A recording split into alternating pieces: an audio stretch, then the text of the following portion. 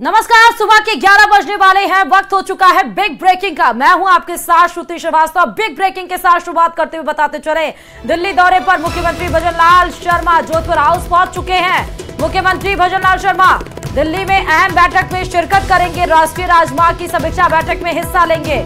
तो बड़ी खबर इस वक्त की बता रहे हैं, दिल्ली दौरे पर मुख्यमंत्री भजनलाल शर्मा हैं। सुबह ही कार्यक्रम आ गया था इनका कि आज दिल्ली दौरे पर रहेंगे। बताते चले कि जोधपुर हाउस पहुंच चुके हैं मुख्यमंत्री। दिल्ली में अहम बैठक में शिरकत करने वाले हैं। राष्ट्रीय राजमार्ग की समीक्षा बैठक जो है उसमें शिरकत करेंगे, क्योंकि नितिन गडकरी जिस तरह से राष्ट्रीय राजमार्ग को जोड़ रहे हैं, और ये या फिर राजस्थान के परिवेश में बात करें, राष्ट्रीय राजमार्ग को लेकर जिस तरह से बजट भी आवंटित किया गया है, नेशनल हाईवेज जिस तरह से बन रहे हैं, भारतमाला प्रोजेक्ट एक तरफ चल रहा है, तो उसी के परिवेश में आज समीक्षा बैठक होगी कि कितना काम आगे बढ़ा है, कितना और उसको सुचारू रूप से और उसको व्यवस्थित तरीके से आगे बढ़ाना है। इसी की समीक्षा बैठक की जाएगी। तो इसमें ही शिरकत करने के लिए जोधपुर हाउस में, ये सीधे आपको तस्वीरें दिखा रहे हैं, दिल्ली के जोधपुर हाउस में मुख्यमंत्री भजनलाल शर्मा पहुंच चुके हैं। गाड़ियों का जमावड़ा आप देख सकते हैं, मुख्यमंत्री की गाड़ी जिसमें वो नजर आए। फिलहाल जोधपुर हाउस से सीधे तस्वीरें, जहां पर अहम बैठक में शिरकत करने के लिए, राष्ट्रीय राजमार्ग की समीक्षा बैठक में हिस्सा लेने के लिए मुख्यमंत्री पहुंचे।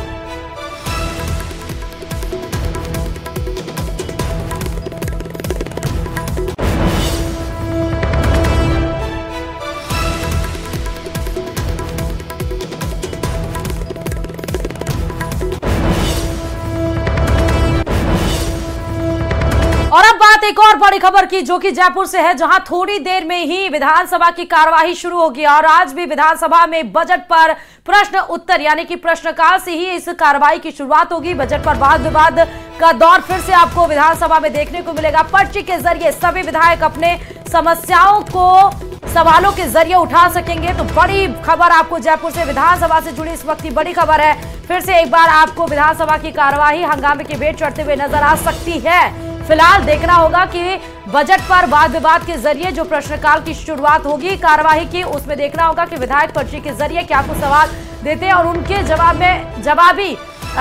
में क्या कुछ जवाब निकलकर आता है। फिलहाल जयपुर से बड़ी खबर है, सदन की कार्यवाही थोड़ी देर से शुरू होने वाली है। थोड़ी देर में ही जैसे ही कार्यवाही शुरू होगी वैसे ही तस्वीरें हम आपको फिर दिखाएंगे। फिलहाल बजट पर वाद विवाद होगा। और अब बड़ी खबर सिरोही से है, जहां स्कूल बस हादसे का शिकार हो गई है। ट्रोले से टकराने के बाद सड़क से नीचे बस उतर गई है। स्कूल बस का ड्राइवर घायल बताया जा रहा है। उस समय बच्चे बस में सवार थे और फिलहाल जो बच्चे उस समय स्कूल बस में थे वो सुरक्षित बताए जा रहे हैं। ड्राइवर की ये तस्वीर हम आपको दिखा रहे हैं, स्कूल बस के ड्राइवर की, जिसको चोट आई है। अस्पताल में उसको एडमिट करा दिया गया है। प्राथमिक उपचार जारी है। स्कूल बस हादसे का शिकार हुई है। गनीमत ये रही कि उस बस में सवार जो इतने भी बच्चे थे वो सभी सुरक्षित हैं। ट्रोले से टकराने के बाद सड़क से नीचे उतर गई स्कूली बस। सिरोही से बड़ी खबर इस वक्त।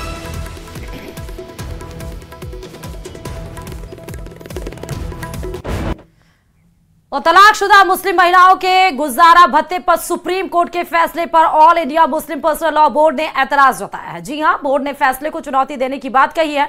बोर्ड के प्रवक्ता इलियास ने कहा कि सुप्रीम कोर्ट के फैसला शरिया कानून से टकराता है। All India Muslim personal law board का कहना है कि सुप्रीम कोर्ट के इस फैसले से मुस्लिम महिलाओं की मुश्किलें बढ़ जाएंगी। तो क्या मुस्लिम महिलाओं को हक मिलेगा? AIMPLV को क्यों इस बात का दर्द है और आज इसी के खिलाफ ये याचिका भी दायर की गई है। संविधान से क्या हिंदुस्तान, ये तमाम तरह की कवायदें जब से हमने तकरीबन 8 रेजोल्यूशन मंजूर किए। पहला रेजोल्यूशन जो है वो रिसेंट सुप्रीम कोर्ट जजमेंट पर है, जो एक तरह से शाहबानू का रिप्लिका है।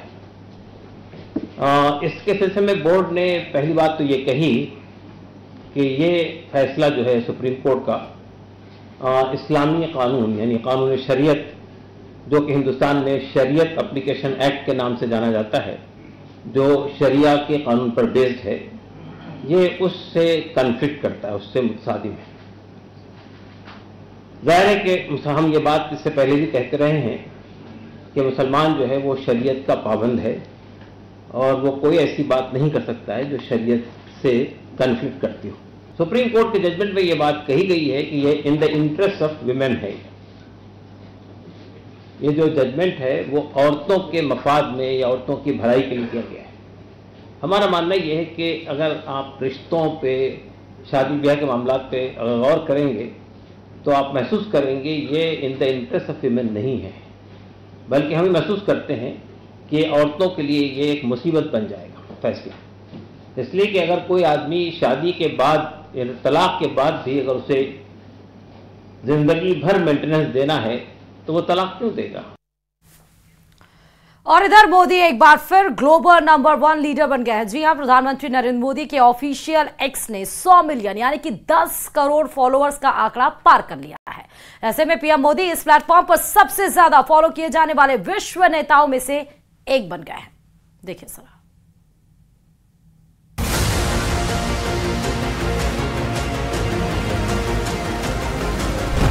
मोदी के नाम रिकॉर्ड दर्ज। मोदी के नाम दुनिया का एक और बड़ा रिकॉर्ड। पीएम मोदी के फॉलोवर्स 100 मिलियन के पार। लगातार तीसरी बार प्रधानमंत्री बने नरेंद्र मोदी ने अपने नाम एक और बड़ा रिकॉर्ड दर्ज कराया है। PM Modi social media platform x पर सबसे ज्यादा फॉलो किए जाने वाले नेता बनकर उभरे हैं। एक्स पर उनके फॉलोवर्स की संख्या 100 मिलियन को पार कर गई है। देश के अलग अलग भारतीय राजनेताओं के सोशल मीडिया पर फैन फॉलोइंग की तुलना करें तो सोशल मीडिया फॉलोवर्स के मामले में पीएम मोदी काफी आगे हैं।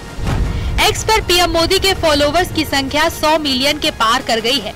विपक्ष के नेता राहुल गांधी के एक्स पर 26.4 मिलियन फॉलोवर हैं।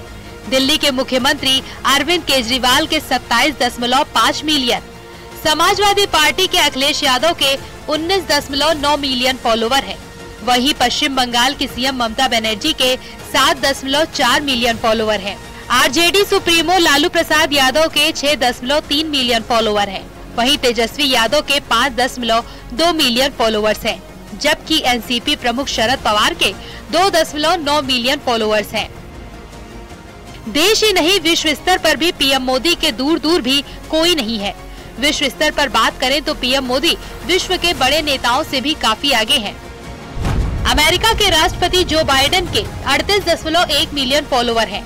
दुबई के वर्तमान शासक एच शेख मोहम्मद के 11.2 मिलियन, रोमन कैथोलिक चर्च के प्रमुख पोप फ्रांसिस के 18.5 मिलियन फॉलोअर्स हैं। एक्स पर पीएम मोदी की लोकप्रियता को देखते हुए विश्व के नेता सोशल मीडिया पर पीएम मोदी से जुड़ने के लिए उत्सुक रहते हैं, क्योंकि उनके साथ जुड़ने से उनके फॉलोवर्स, एंगेजमेंट, व्यू और रिपोस्ट में काफी बढ़ोतरी होती है। हाल ही में इटली और ऑस्ट्रिया में भी ऐसा देखा गया। देश के यशस्वी प्रधानमंत्री आदरणीय नरेंद्र मोदी जी की एक्स पर फॉलोवर्स की संख्या 100 मिलियन पार कर गई है। इससे प्रदर्शित होता है कि मोदी जी की लोकप्रियता भारत में ही नहीं पूरे विश्व में राजनेताओं की श्रृंखला में सर्वाधिक है। उसका कारण है कि जिस तरीके से 10 साल भारत में प्रधानमंत्री रहते हुए उन्होंने आम जन की बातों को सुना है, गरीबों तक योजनाओं को पहुंचाया है, उससे देश सबल हुआ है। पीएम मोदी की लोकप्रियता में पिछले कुछ सालों में जबरदस्त इजाफा हुआ है। यहाँ तक कि एक्स पर पीएम मोदी कई सेलिब्रिटीज से भी ज्यादा फॉलो किए जाते हैं। पीएम मोदी ने साल 2009 में ज्वाइन किया था, तभी से वो लगातार ट्वीट और रीट्वीट करते आ रहे हैं। सिर्फ एक्स पर ही नहीं, पीएम मोदी दूसरे सोशल मीडिया पर भी काफी एक्टिव रहते हैं। फेसबुक, यूट्यूब, इंस्टाग्राम जैसे पॉपुलर सोशल मीडिया प्लेटफॉर्म के जरिए पीएम मोदी से जुड़े रहते हैं। पिछले 3 साल में पीएम मोदी के 30 मिलियन फॉलोअर बढ़े हैं और एक्स पर सबसे ज्यादा फॉलोअर वाले वर्ल्ड लीडर बन गए हैं। न्यूज़ 18 के लिए ब्यूरो रिपोर्ट।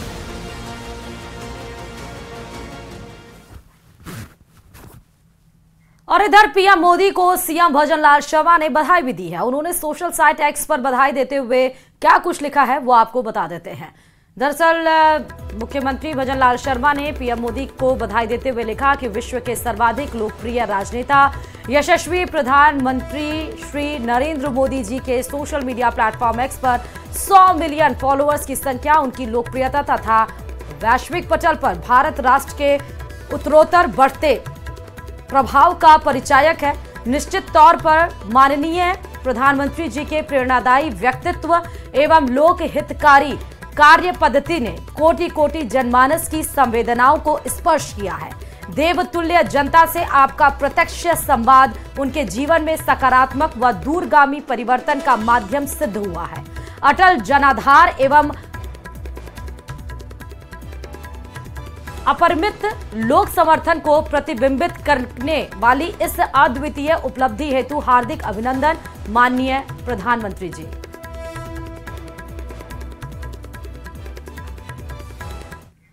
और 16वीं विधानसभा का बजट सत्र की शुरुआत हो चुकी है। प्रश्नकाल के साथ कार्रवाई की शुरुआत हो रही है। सीधे आपको सदन लेकर चलते हैं जहां बजट पर चर्चा हो रही है।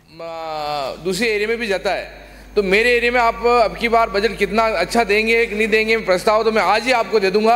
आप तो इतना आश्वस्त करें कि आपके प्रस्ताव देने के कारण मैं आपको अच्छा बजट दूंगा। माननीय मंत्री जी। माननीय सदस्य की चिंता वाकिफ है। मैं आपकी भावना के अनुसार अब तक तो प्रस्ताव आए नहीं, अगर आपके कहीं प्रस्ताव पड़े तो मुझे आप दे दें, और अब भी आप प्रस्ताव देंगे तो प्राथमिकता के आधार पर जो भी आपके प्रस्ताव होंगे जितना संभव होगा उतना, क्योंकि हम लोग चाहते हैं कि जहाँ पर बिखरी आबादी है, जहाँ मीडियम आबादी है, वहाँ पर भी विकास होना चाहिए। उनका विकास इसलिए नहीं हो पाता है कि उस पर ध्यान किसी का था, लेकिन मैं आपको भरोसा दिलाता हूँ कि निश्चित रूप से जो भी आप प्रस्ताव लाएंगे उन प्रस्ताव को स्वीकार करके उनको काम को पूरा करेंगे। धन्यवाद। और पूछना है? आप आज ही मैं प्रस्ताव दे दूंगा और आपको धन्यवाद है कि आपने मेरा प्रस्ताव को माना। श्री प्रताप लाल भील। प्रश्न संख्या 66। माननीय मंत्री जी।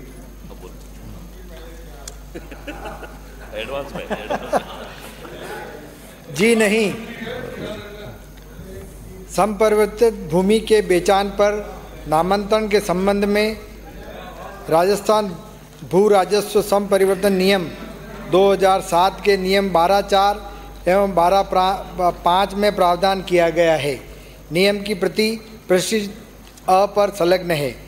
संपरिवर्तित भूमि के बेचान पर नामांतरण खोलने संबंधी कोई भी प्रस्ताव विभाग में विचाराधीन नहीं है। पूरक प्रश्न है। अध्यक्ष महोदय, मैं मंत्री जी से पूछना चाहता हूं कि सपरिवर्तन भूमि के नामांतरण खोलने हेतु अब तक क्या कार्रवाई की गई एवं सपरिवर्तित भूमि को नामांतरण नहीं खुलने से कितने प्रकरण अपने प्रदेश में दर्ज हुए? दूसरा, माननीय मंत्री जी। विभाग में संपरिवर्तन भूमि का नामांतरण खोलने का प्रावधान है ही नहीं अध्यक्ष महोदय, इसलिए इस मामले में बिल्कुल स्पष्ट निर्देश है और राजस्थान भू राजस्व अधिनियम नियम 12(4). तो 16वीं विधानसभा के बजट सत्र की शुरुआत हो चुकी है। एक तरफ से देखिए कि विपक्ष की तरफ से किस तरह सवाल पूछे जा रहे हैं, उसका जवाब माननीय मंत्री दे रहे हैं। अब आगे बढ़ते हुए सवाई माधोपुर से बड़ी खबर बताते चले, जहां डबल सुसाइड से सनसनी फैल गई है। दरअसल मां और 7 साल के बेटे ने सुसाइड कर लिया है। फांसी के फंदे से झूलकर मां और बेटे ने अपनी जान दे दी। पुलिस ने फिलहाल दोनों शवों को मोर्चरी में रखवा दिया है। उच्च अधिकारियों की मौजूदगी में पोस्टमार्टम किया जाएगा, लेकिन बड़ा सवाल यही है कि मां और 7 साल के मासूम बेटे ने आखिर क्यों फांसी के फंदे पर चढ़ने पर मजबूर हुए, क्यों अपनी खूबसूरत जिंदगी को उन्होंने मौत के घाट उतार दिया। ये सब कार्रवाई का विषय है और बड़ा सवाल भी है। फिलहाल उच्च अधिकारियों की मौजूदगी में ही पोस्टमार्टम किया जाएगा। सवाई माधोपुर से बड़ी खबर आपको बता रहा है। और अब सीधे बात जम्मू कश्मीर के कुपवाड़ा में, जहां की सेना ने घुसपैठ की कोशिश को नाकाम कर दिया है। दरअसल केरन सेक्टर में सेना ने घुसपैठ की कोशिश करते हुए 3 आतंकियों को मार गिराया। मारे गए आतंकियों से सेना ने हथियार भी बरामद किए हैं। सेना की तरफ से बयान भी सामने आया, जिसमें बताया गया कि अभी भी इलाके में ऑपरेशन जारी है।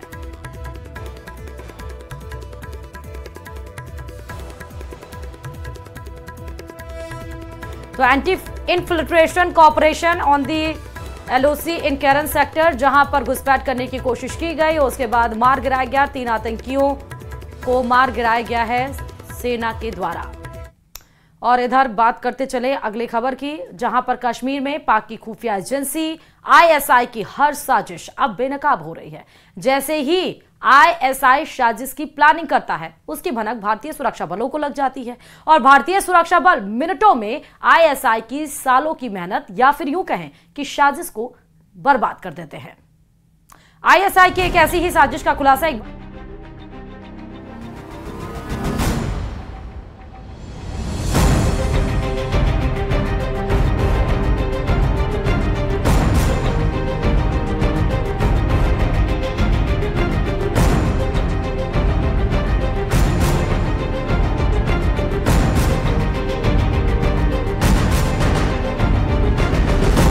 आईएसआई की बहुत बड़ी साजिश बेनकाब।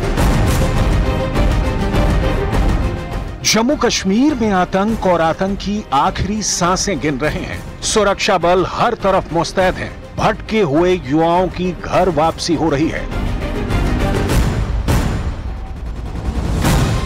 धारा 370 हटते ही सुरक्षा बल अपने हर ऑपरेशन में आतंकियों का नामो निशान मिटाते जा रहे हैं।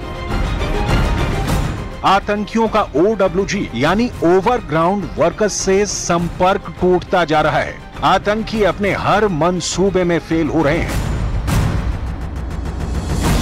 और ये सब देखकर आईएसआई के कलेजे पर सांप लौट रहा है। इसीलिए आईएसआई ने अब एक नया प्लान बनाया है जम्मू कश्मीर में।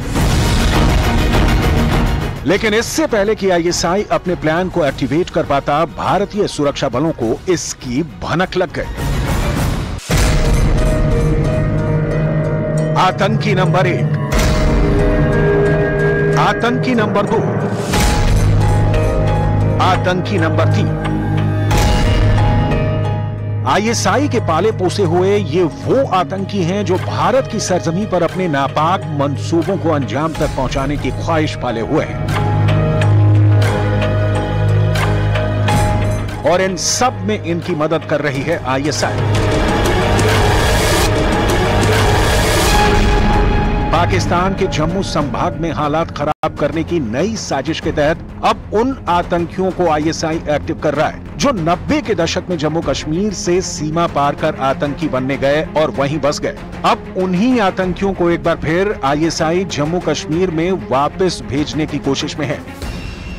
इस प्लान के मुताबिक 90 के दशक से जो आतंकी कमांडर पीओके में रह रहे हैं, उनको चुना गया है ताकि वो जम्मू कश्मीर में आकर एक बार फिर युवाओं को बरगलाएं। दरअसल जम्मू कश्मीर में आतंकवाद का ग्राफ बिल्कुल गिर चुका है और अगर ये कहें कि घाटी में जो आतंकी बचे भी हैं वो अपनी जान बचाते फिर रहे हैं तो गलत नहीं होगा। घाटी में आतंकवाद और आतंकवादियों की सुरक्षा बलों ने कमर तोड़ कर रख दी है और अब जो नई घुसपैठ कर आतंकी पाकिस्तान से आ रहे हैं, उनका संपर्क लोकल युवाओं से नहीं हो पा रहा है। आतंकियों को स्थानीय सपोर्ट न मिलने की वजह से आतंकी पकड़े जा रहे हैं या सुरक्षा बलों का निशाना बन रहे हैं। अभी हाल ही में आतंकवाद पर नकेल कसते हुए जम्मू कश्मीर पुलिस ने 300 से ज्यादा युवाओं की घर वापसी कराई है, जिनका शुक्रिया उन बरगलाए और आतंक की राह पर चलने का फैसला करने वाले युवाओं के माता पिता ने भी किया।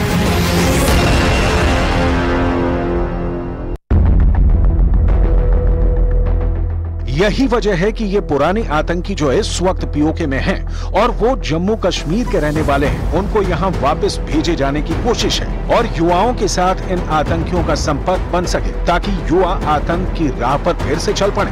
हालांकि अमीन भट्ट ने पहले से ही सोशल मीडिया और कई तरह के ऐप्स का इस्तेमाल कर जम्मू कश्मीर में रह रहे युवाओं को बरगलाने का काम किया है और वो वही युवा हैं जो आज OWG बनकर आतंकियों के साथ उनका गाइड बनकर काम कर रहे हैं और उनको जंगलों के जरिए लोकेशन बदलने में भी उनकी मदद कर रहे हैं। डोडा, किश्तवाड़ में आतंकवाद को बढ़ावा देने के लिए आईएसआई ने पहले से ही आतंकी मोहम्मद अमीन भट्ट को चुना है।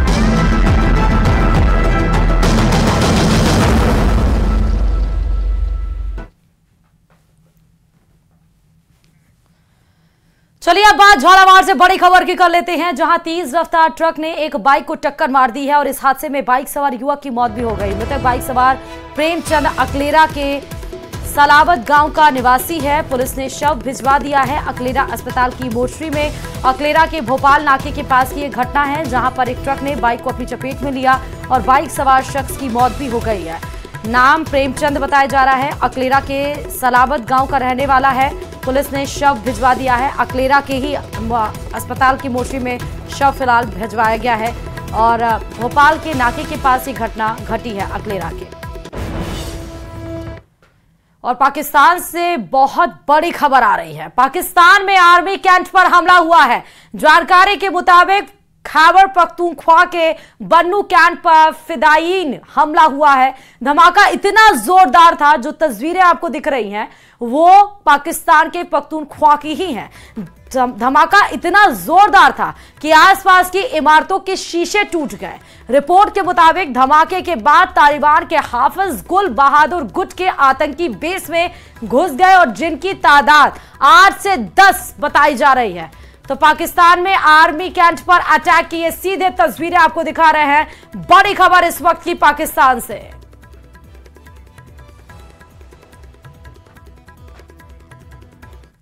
और विवादों में घिरी ट्रेनी आईएएस अधिकारी पूजा खेडकर की मुश्किलें खत्म होने का नाम नहीं ले रही हैं। पुणे नगर निगम ने पूजा खेडकर के घर के बाहर फुटपाथ पर अवैध कब्जे को लेकर नोटिस दिया था। इसी को लेकर कल पुणे नगर निगम की टीम ने पूजा के घर के बाहर नोटिस चिपकाया था। पुणे नगर निगम को पूजा के घर के बाहर अवैध कब्जा मिला है। पूजा के परिवार पर ग्रीन बेल्ट के नाम पर फुटपाथ पर अवैध कब्जा का आरोप है। तो पहले गाड़ी को लेकर नोटिस दिया गया था, अब अवैध को लेकर नोटिस चिपकाया गया है पूजा के घर पर।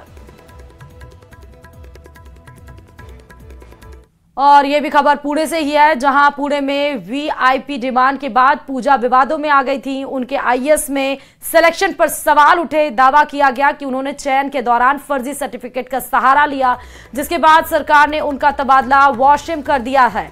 हालांकि पूजा ने इन आरोपों पर कोई जवाब नहीं दिया है।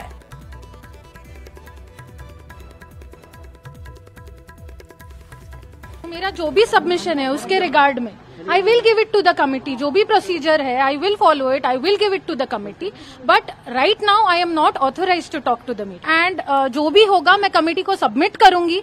बट अभी मैं आपसे बात करने के लिए, यहाँ पे कुछ कहने के लिए I am not authorized. The rules do not permit me.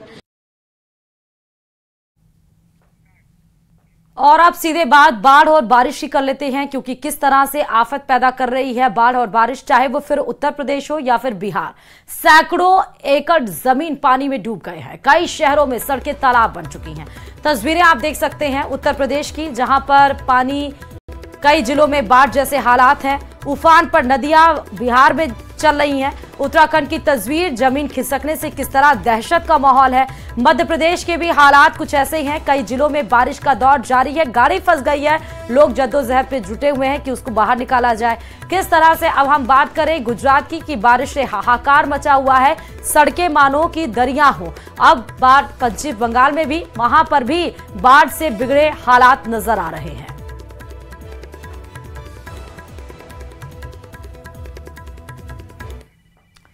और इधर उत्तर प्रदेश के लखीमपुर खीरी में भी बाढ़ से हाल बेहाल है। लखीमपुर खीरी के कई गांव बाढ़ की चपेट में हैं, तो वहीं सैलाब की चपेट में गांव के रास्ते भी हैं। सड़कों पर 4 से 5 फीट तक पानी भरा है। गांवों में नाव चल रही है। इस बीच बाढ़ की चपेट में आकर कुछ पुल भी टूटे नजर आए। पानी भरने से ग्रामीणों के कच्चे घर ढह गए। बड़ी संख्या में ग्रामीण बेघर हो गए। घरों में बाढ़ का पानी होने और कच्चे घर गिरने की वजह से कुछ परिवार हाईवे के किनारे तिरपाल के सहारे जीवन काटने को मजबूर है।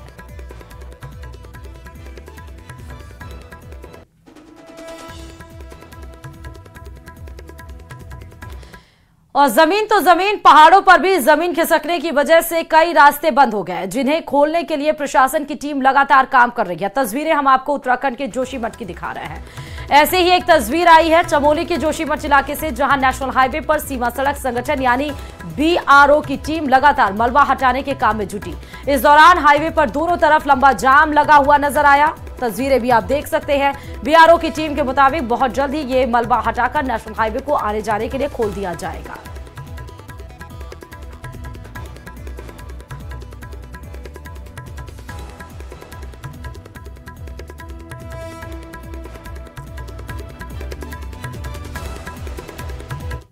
और इसी के साथ बिग ब्रेकिंग में फिलहाल इतना ही। आप देख रहे हैं प्रदेश का नंबर 1 न्यूज चैनल, और आगे देखिए 100 गांव 100 खबर।